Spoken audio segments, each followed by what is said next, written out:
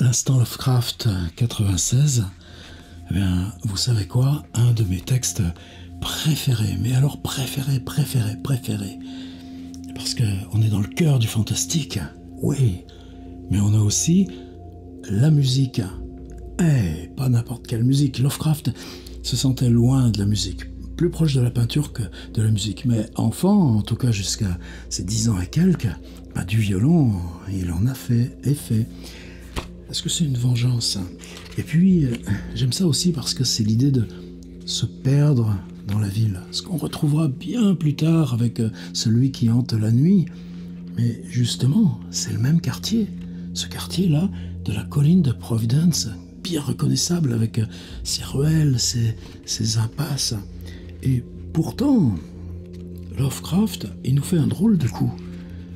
À cause d'Edgar Poe, vous savez, Dupin, le détective, double meurtre dans la rue Morgue, la lettre volée, il transpose ça dans Paris, Paris où il n'est jamais allé, ville qui pour lui incarne ce fantastique urbain. Simplement pour nous, un petit coin de Providence en plein Paris, et tu mets pas ça à Montmartre, c'est pas vrai, ça colle pas. Alors je me suis permis dans l'introduction de faire, j'allais dire, une transposition amont, une retransposition de la retransposition. Lui, il appelle ça la rue Auzeuil, comme au seuil. Seuil, c'est threshold. Bon, moi, j'ai utilisé une petite déformation, rue Threshold. Mais alors, par contre, en 2015, pendant 2 mois, en 2017, on était encore une dizaine de jours avec des caméras 360. Ces petites rues, je les ai explorées. C'est bien Providence. Comment on se perd dans le quartier même qu'on habite. Et ça aussi, c'est la musique d'Eric Zann. Alors pourquoi je ne l'ai pas encore fait, même à ma grande surprise, c'est que, vous savez, je travaille depuis très longtemps avec un grand violoniste, c'est devenu un très proche, Dominique Pifarelli, et une fois, je dis sur scène, eh bien, on joue ça, puisque ça raconte comment le musicien improvise. Et lui, eh ben, il improvise, Dominique. Alors, c'est pas question d'illustrer ou de jouer ce qui est dit, mais dans ce double mouvement du violon et du récit, il y avait quelque chose à trouver sur scène. Mais lui, il meurt pas à la fin, attention. Alors, on l'a fait une première fois, et puis ça s'est enchaîné. Je pense qu'on l'a fait 12 ou 15 fois, et chaque fois avec un tel plaisir. Et pour moi, la musique d'Eric Zann, c'était ce qui se fait sur scène avec Dominique Pifarelli, violon, électronique. Je le rajoute à la série des lectures. C'est écrit en 1922, dans ce premier grand surgissement de H.P. Lovecraft, la période d'Aegon. Et on est bien avant Weird Tales, c'est publié dans National Amateur. Vous savez, c'est cette espèce d'instance là dont Lovecraft était le responsable éditorial pour la région de Boston, où il allait en train de Providence une fois par semaine, et qui a compté énormément dans son itinéraire. C'est publié là. On y va. Alors, je lis une page sur deux, c'est pas parce que je saute une partie du texte, c'est parce que là, dans ma petite édition, j'ai voulu le faire en bilingue. Paragraphe original, paragraphe traduit. Comme ça, vous pouvez voir le boulot. On ne triche pas sur la camelote. À la maison. J'ai étudié les plans de cette ville avec la plus grande rigueur. Et je n'y ai pourtant jamais trouvé de rue Threshold. Et je ne me suis pas contenté des cartes et des plans récents. Je sais que les noms changent. Au contraire, je me suis plongé dans toutes les sources anciennes concernant la ville. Et j'ai moi-même exploré chaque quartier, quel qu'en soit le nom qui puisse éventuellement correspondre à la rue que je connaissais sous le nom de rue Threshold. Mais cela reste un fait humiliant. En dépit de tout ce que j'ai entrepris, pas possible de trouver ni la maison, ni la rue, ni même le lieu approximatif dans lequel ces derniers mois de ma vie bien impécunieuse d'étudiant en métaphysique à l'université, il me fut donné d'entendre la musique d'Eric Zann. Que ma mémoire en soit comme fracturée, je ne m'en étonne pas. Tout au long de mon séjour rue Wresthold, ma santé physique et mentale a été lourdement affectée et je n'ai pas souvenir d'y avoir invité aucune de mes nouvelles connaissances. Mais que je ne puisse en retrouver l'endroit est singulier et me laisse perplexe parce que c'était à moins d'une demi-heure de marche de l'université et se signalait par des bizarreries que quiconque a vécu ici peut difficilement oublier. Et je n'ai jamais rencontré personne qui ait connu de rue Wresthold. La rue Wresthold commençait au-dessus d'une rivière sombre, bordée par deux entrepôts aux hauts murs de briques aveugles qu'elle enjambe par un pont solennel de pierres noires. C'était toujours obscur près de cette rivière, comme si les fumées des fabriques voisines avaient éteint à jamais le soleil. Rivière au relent fétide que je n'ai jamais respiré autre part et qui devrait m'aider un jour à en retrouver l'endroit, tant je serais capable de les reconnaître en un instant. Au-delà du pont, de petites ruelles pavées avec des balustrades, et là commençait la côte, d'abord progressive, puis incroyablement raide. On était rue Wresthold. Je n'avais jamais vu de rue aussi étroite et pentue que la rue Wresthold. C'était presque une falaise interdite aux voitures, faite d'une suite de volets de marche et finissant au bout contre un hautain mur de lierre, des pavés irréguliers, ici des dalles de pierre, ici des pavés de bois, parfois la terre nue où survivait tristement une végétation grise.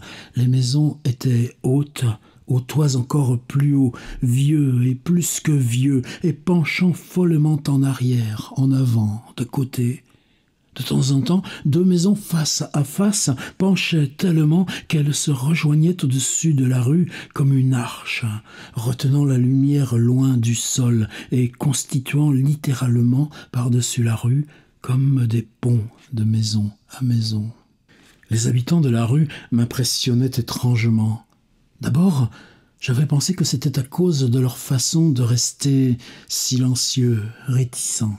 Plus tard, m'imaginant que c'était simplement à cause de leur très vieil âge.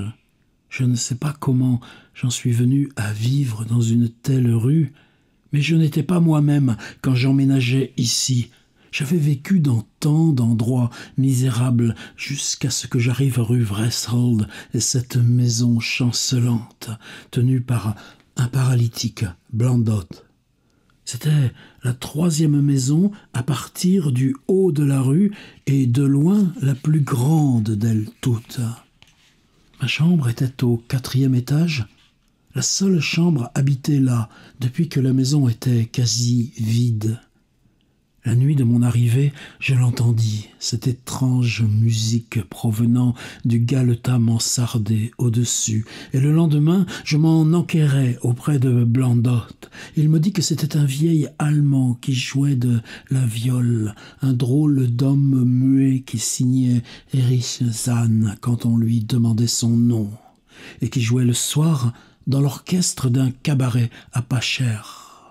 Ajoutant que Zann, ayant exprimé le souhait de pouvoir jouer la nuit, à son retour du théâtre, c'était la raison du choix de cette mansarde haute et isolée, dont la fenêtre en pignon était le seul point duquel on pouvait voir, par-dessus le mur d'en face, toute la ville et le panorama au-delà.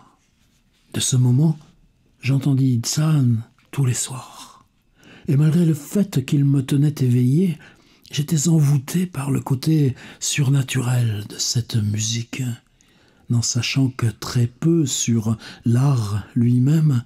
J'étais cependant certain qu'aucune de ces harmonies n'avait de relation aux musiques que j'avais entendues jusqu'ici.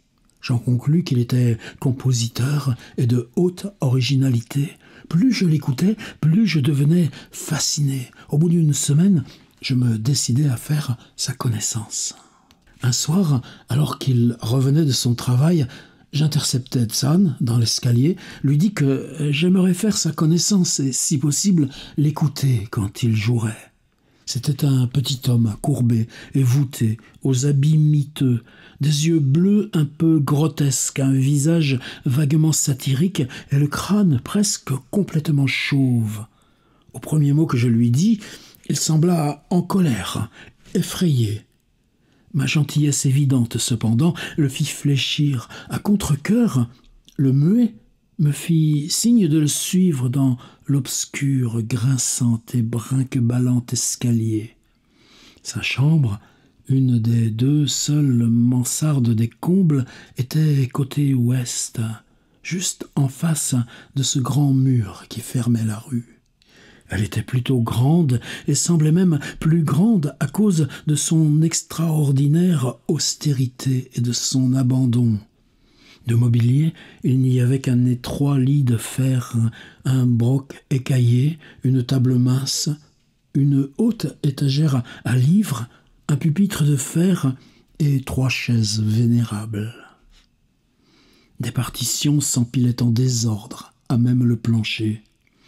Les murs étaient de planches nues et n'avaient probablement jamais connu de plâtre ni d'enduit, tandis que la quantité de poussière et de toiles d'araignée donnait plus l'idée d'une chambre abandonnée qu'habitée.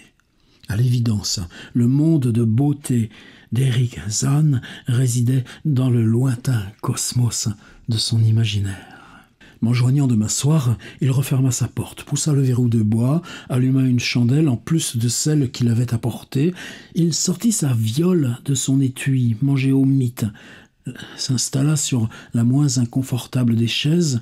Il ne posa rien sur le pupitre, et sans me proposer de choisir, jouant de mémoire, il m'enchanta toute 1 heure, de cadences que je n'avais jamais entendues auparavant, cadences qui devaient être les siennes. Mais en décrire l'exacte nature est impossible à qui n'est pas versé dans la musique. Un genre de fugue, avec des passages récurrents d'une qualité des plus captivantes.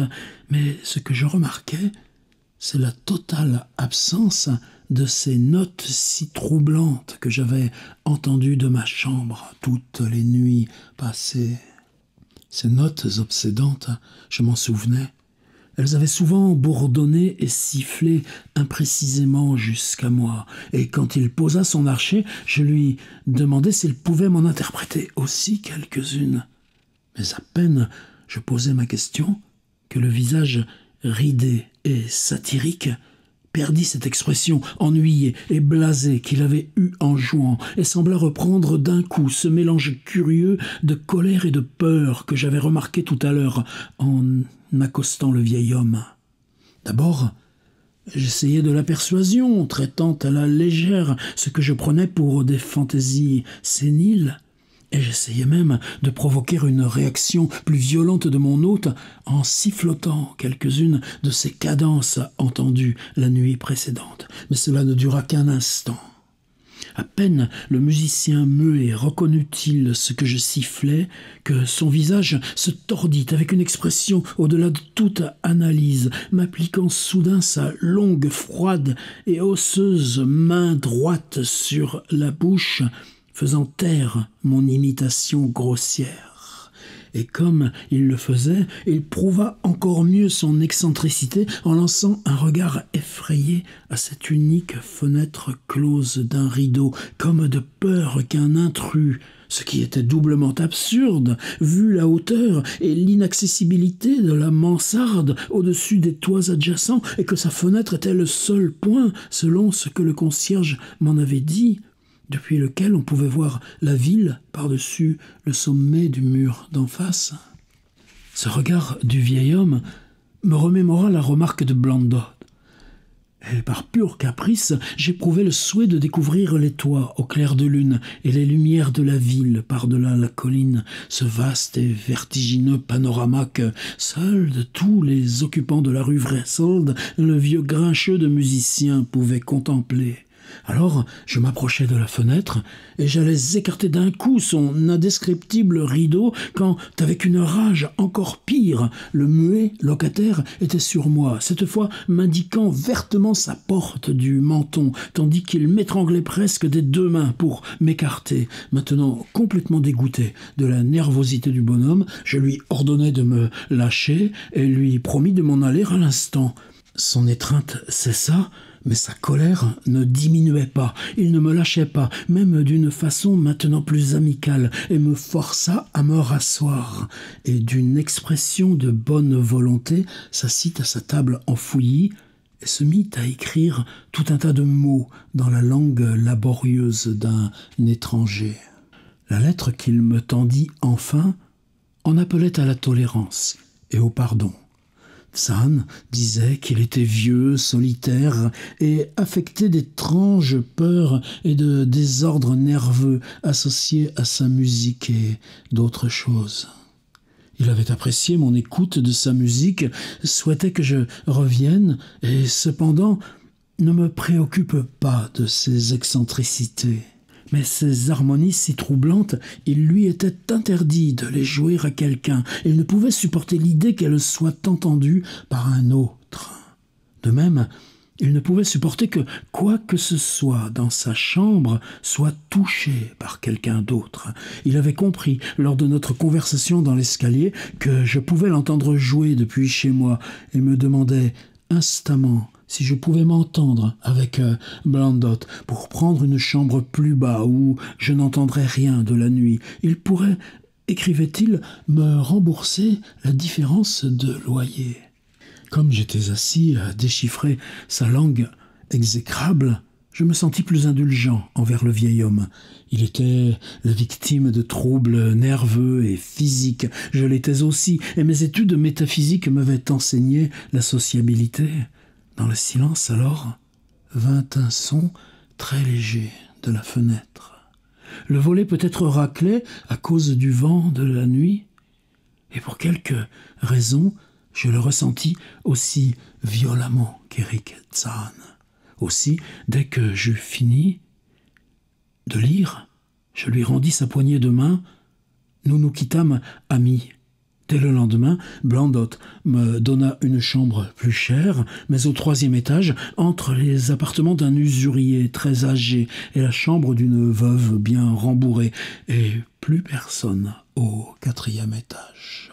Je ne fus pas long à découvrir que le souhait de Tsan de bénéficier de ma compagnie n'était pas aussi grand qu'il me l'avait semblé quand il tentait de me persuader de quitter mon étage.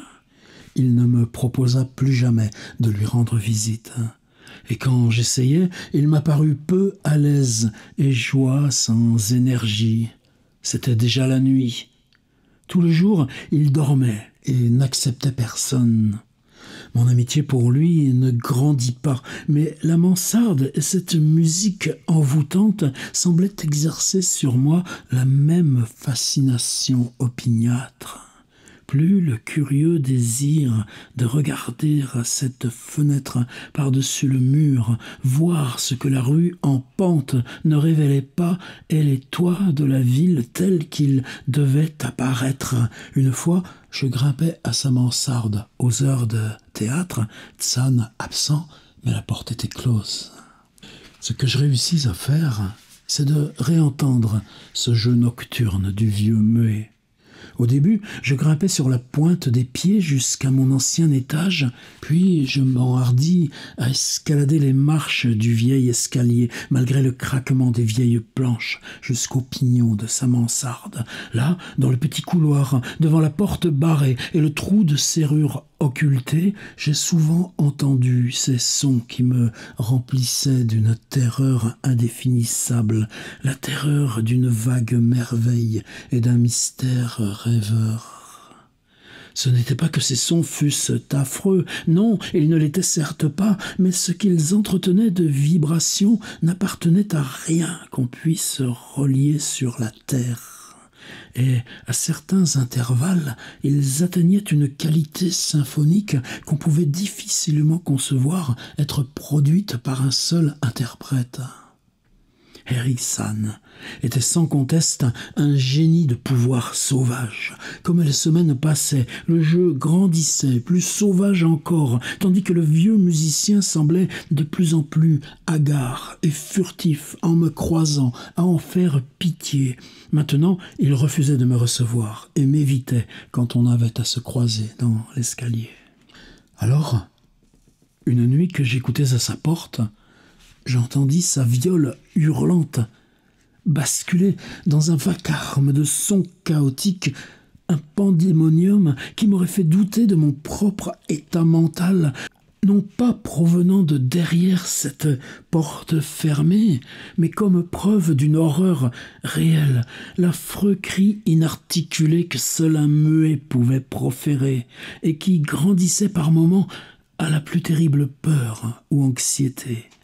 Je frappais et frappais à sa porte, mais n'obtins pas de réponse. Alors j'attendis dans le couloir, noir, tremblant de froid et de peur, jusqu'à entendre le faible effort du musicien pour se relever du sol en s'aidant d'une chaise. Pensant qu'il reprenait difficilement conscience, après une attaque où il s'était évanoui, je recommençai à frapper, criant mon nom, en croyant le rassurer. J'entendis Tsan aller à sa fenêtre et fermer à la fois le volet et le châssis, puis tituber jusqu'à la porte qu'il déverrouilla en chancelant pour me faire entrer. Cette fois, son plaisir à m'avoir auprès de lui n'était pas feint, et son visage, encore distordu, rayonnait de confiance quand il s'agrippa à mon manteau comme un enfant s'agrippa aux jupes de sa mère. Pathétiquement agité, le vieil homme me proposa une chaise tandis qu'il s'effondrait dans une autre, à côté de laquelle sa viole élarchée était posée sans précaution sur le plancher. Il resta quelque temps à ne rien faire, dodelinant bizarrement de la tête, mais donnant l'impression paradoxale d'une écoute intense et terrible. Alors il sembla satisfait, et rapprochant sa chaise de la table, il écrivit une brève note, me la tendit, et retourna à la table où il se mit à écrire rapidement et sans arrêter. La note m'implorait, au nom de la pitié et eu égard à ma propre curiosité, puisque j'étais ici, d'attendre un compte-rendu complet, dans sa langue, de toutes les merveilles et terreurs qui l'assaillaient, et la plume du vieil homme se mit à courir. C'était peut-être 1 heure plus tard, tandis que j'attendais toujours et que les pages que le vieux musicien accumulait s'empilaient fiévreusement, que je vis Tsan réagir comme au soupçon d'un horrible choc. Il n'y avait pas à se tromper. Il regardait le rideau de la fenêtre et écoutait en frissonnant. Alors il me sembla que moi aussi j'entendais un son, que ce n'était pas un son horrible, mais plutôt un son lancinant et bas, une note musicale infiniment distante, suggérant un interprète dans une des maisons du voisinage ou dans quelque demeure par-delà le mur de lierre au-dessus duquel je n'avais jamais été capable de voir.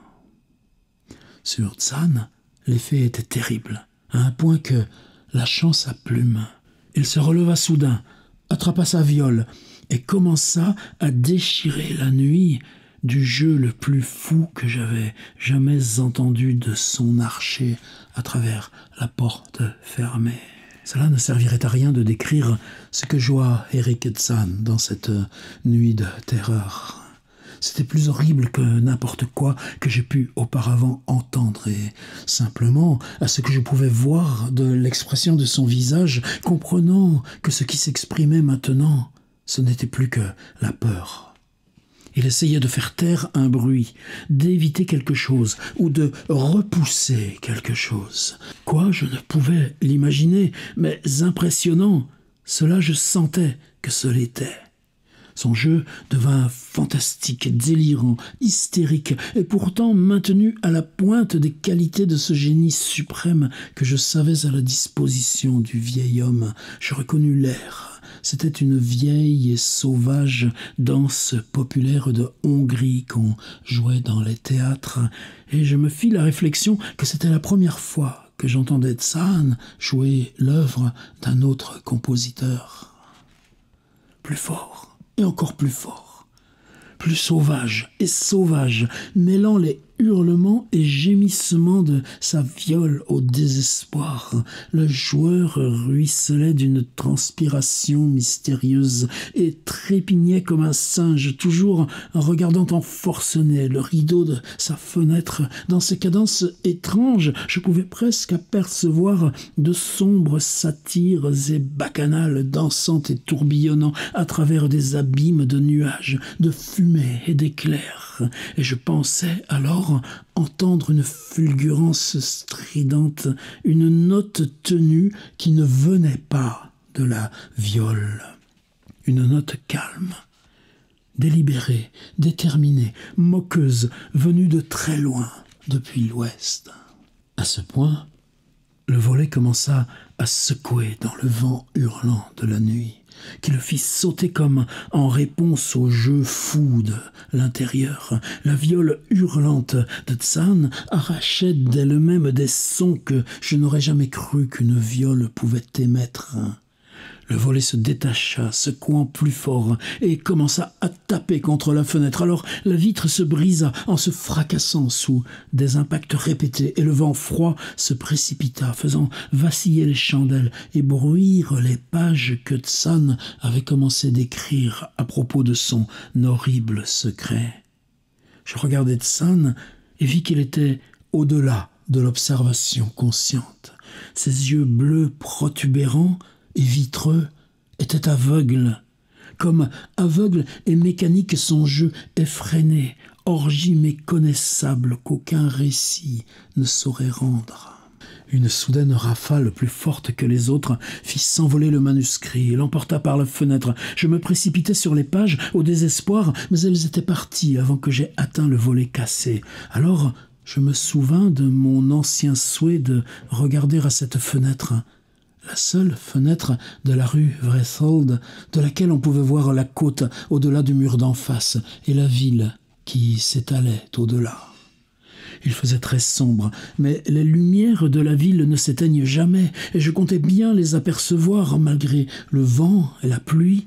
Pourtant, quand je regardais par cette pluie haute de toutes les fenêtres du pignon, regardais tandis que les chandelles vacillaient et que la viole folle hurlait avec le vent de la nuit, aucune ville qui se serait étendue plus bas, aucune lumière amicale surgit des rues bien connues, juste la noirceur de l'espace illimité, inimaginable espace vivant de mouvement et musique et qui ne ressemblait à rien d'autre sur terre. Et comme je me tenais là, regardant avec terreur, le vent souffla définitivement les chandelles de l'ancienne mansarde, me laissant dans cette primitive et impénétrable obscurité, avec le chaos et le pandémonium devant moi et la folie démoniaque de cette viole aboyant à la nuit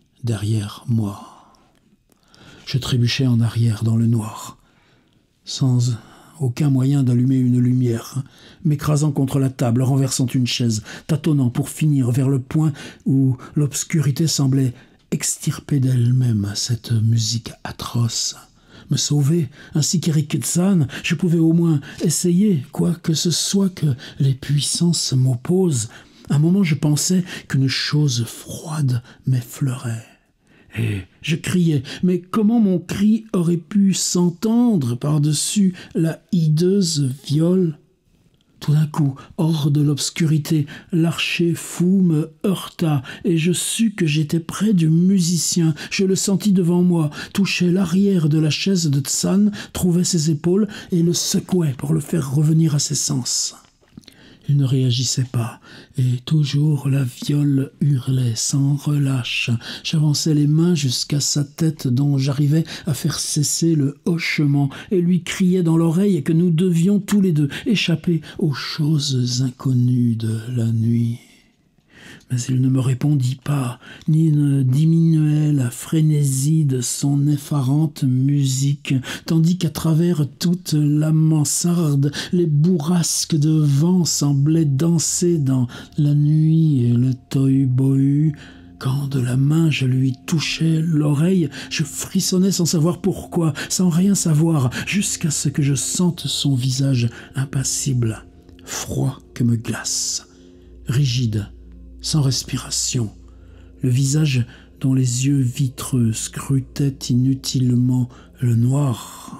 Alors par quelque miracle, trouvant la porte et le gros verrou de bois, je plongeais d'un seul coup loin de ses yeux protubérants et fixes dans la nuit. Je plongeais loin de cette maudite et morbide viole dont la furie augmentait encore. Sautant, courant, volant tout en bas de l'escalier sans fin, dans la maison obscure, je me précipitais hors de sens dans l'étroite vieille rue pentue aux maisons recourbées, dévalant les marches et les pavés jusqu'aux plus basses rues du putride canyon entre ces murs de briques qu'il nommait rivières, haletant pour traverser le grand pont noir jusqu'aux larges et saines rues et boulevards que je connaissais, entraînant avec moi toutes ces pénibles impressions. Et je me souviens qu'il n'y avait aucun vent, qu'il n'y avait pas de lune, et que toutes les lumières de la ville brillaient. En dépit de mes plus attentives recherches et enquêtes, je n'ai jamais depuis lors pu retrouver la rue Forrestal.